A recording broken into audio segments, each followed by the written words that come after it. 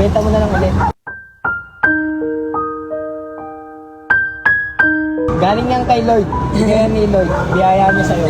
Hi, ako nga pala si Boss G, takot kay Commander, kaya tara, samahan nyo kami. Ngayong araw nga pala, kinulang kami sa materyales, kaya dali-dali kami pupunta ng hardware. At ito nga pala yung gagamitin natin, si ADB 160. Dito, dali-dali na kami pupunta sa hardware, at kita nyo naman si Meg, parang stress na, kasi nga, gagastos na naman. Ito, habang bumabiyahe kami, nakita ko si nanay, at bigla akong nalungkot, kasi nga, para siyang nahihirapan na. Pre, dali-dali kong binalikan si nanay, at para tulungan. Ay, ano yung tinda nyo?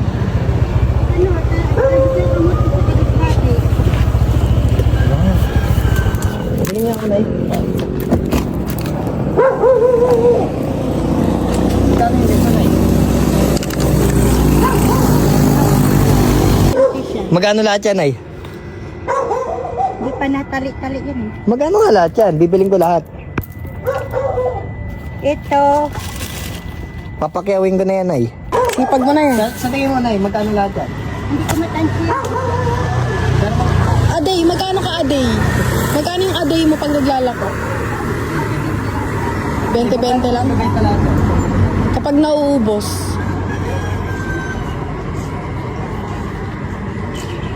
K mga ganon. 1K. 1K, 1.5. 1.5. Baka meron lang kami. 1K. Pag lahat yan. Busin ko na yan.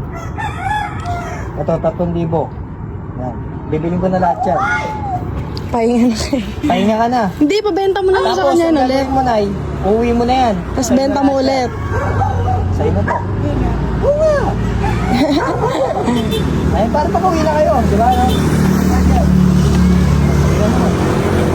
Tapos, dali mo na rin yan. Tapos, uwi na kayo. Benta mo ulit. Oh, pwede, benta mo na lang ulit.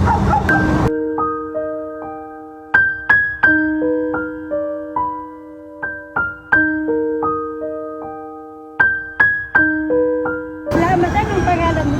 Oo, wala akong kalalahan na eh. Galing yan kay Lloyd. Bigyan ni Lloyd. Biyaya niya sa'yo. Okay, Nay. Bye-bye. Thank you, Nay. Sipagan mo pa na. Salamat ka. Welcome, Nay.